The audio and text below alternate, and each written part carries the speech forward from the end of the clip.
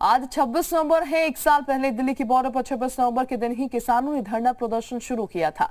किसानों के इस आंदोलन को एक साल पूरा हो चुका है और इस मौके पर दिल्ली के आसपास के राज्यों से सैकड़ों हजारों किसानों को फिर से दिल्ली में जमा किया जा रहा है। कृषि कानून रद्द किए जाने के ऐलान के बाद इतनी बड़ी तादाद में किसानों को दिल्ली में जमा करने के पीछे क्या मकसद है? क्या किसान न्यूनतम समर्थन मूल्य जैसे मुद्दे पर कानून की मांग पर जमा हो रहे हैं या आंदोलन की आड़ में दबाव की चुनावी राजनीति शुरू हो गई है?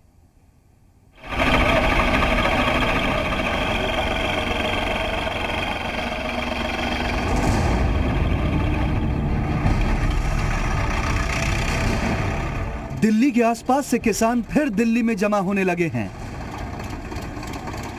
दिल्ली रवानगी से पहले हरियाणा के सिरसा में किसानों के बीच जश्न जैसा माहौल था।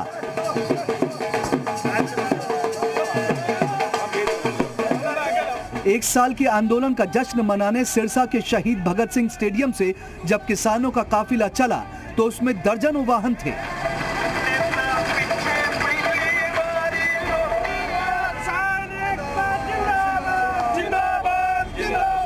ये किसान दिल्ली की तरफ आ रहे हैं जो 26 नवंबर को दिल्ली के बॉर्डर पर आंदोलन की बरसी मनाएंगे और सरकार पर फिर से दबाव बनाएंगे। 9 तारीख की संयुक्त मोर्चे की बैठक हुई, इसमें ये कार्यक्रम बना था कि 26 को फिर से मोर्चों के ऊपर जो है वो ज़्यादा संख्या करनी है एक साल पूरा होने पे, ताकि सरकार के ऊपर दबाव बना के हम अपनी मांगों को मनवा सकें।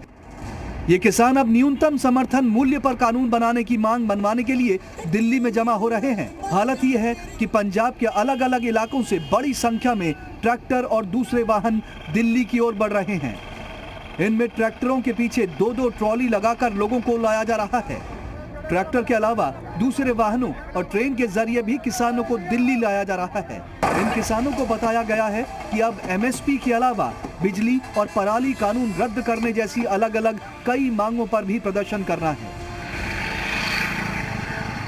इतनी बड़ी तादाद में जब किसानों का जमावड़ा दिल्ली के तीनों बॉर्डर्स पर होगा तो अनुमान लगाना भी मुश्किल है कि दिल्ली एनसीआर में आने वाले लोगों के लिए कैसी अफरा तफरी का माहौल हो सकता है, क्योंकि संयुक्त किसान मोर्चा ने ऐलान किया है कि 26 नवंबर को आंदोलन की बरसी मनाने के बाद 29 नवंबर से इसी तरह ट्रैक्टर में सवार होकर किसान संसद की ओर मार्च करेंगे। किसानों के नाम पर राजनीति करने वालों को किसानों के मुद्दे नहीं, वोट की सियासत सूझने लगी है।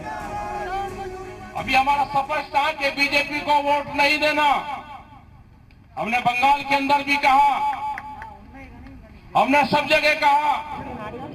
जो राकेश टिकैत खुद को किसान नेता कहते हैं, किसानों के हित के लिए सरकार से बातचीत करते हैं। उनकी मांगों के मुताबिक सरकार फैसले भी लेती है और फिर वही टिकैत बीजेपी को वोट नहीं देने का ऐलान करते दिखते हैं। तो लगता है कि अब इस आंदोलन का इस्तेमाल किसानों के लिए कम, कुर्सी और वोटों की सियासत के लिए अधिक किया जा रहा है। ब्यूरो रिपोर्ट, जी मीडिया।